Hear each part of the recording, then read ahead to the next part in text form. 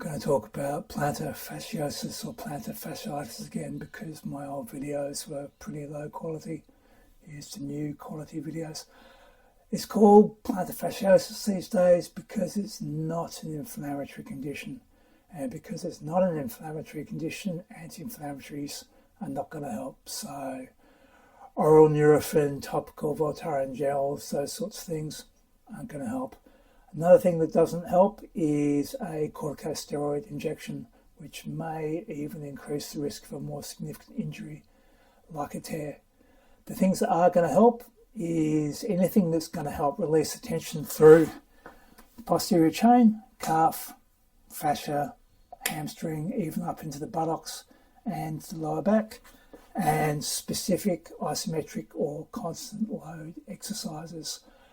As far as what I do goes, I often don't needle the fascia itself the first time because it's quite uncomfortable, but I will work on relieving the tension in the posterior chain with acupuncture and soft tissue work.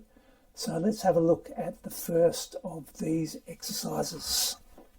So get yourself a rolled up towel. I actually find a smaller towel works best than a great big bath towel, or a door snake is marvellous for this. And what we want to do is we want to scrunch it into the wall so it makes a wedge. And then we get our foot in there and we scrunch that in so we use that wedge and we can hardly move our toes. And we want to curl our toes into that wedge and hold it for 30 seconds. And you'll actually feel that in your fascia sole of your foot there. Do it for 30 seconds and also do the other side and do that 3 times. The other thing we want to do is an isometrically loaded calf hold. You don't actually want to do a raise if you can help it because that's going to put too much dynamic load on the fascia. We just want a constant load. So the way we do this is we use both feet just to elevate the heel a little, and then we lift the good foot and we hold for 30 seconds. It really helps to load this up. As far as loading goes, it should be difficult to get to the end of 30 seconds. But if you actually start to shake, the load is too great. So like I said, we're loading one side. Just use both feet to get a little bit of elevation. Balance yourself. And we're going to hold that for 30 seconds. I'm not going to hold the full 30 seconds. You'll get bored. Unload without raising or lowering the height of the heel.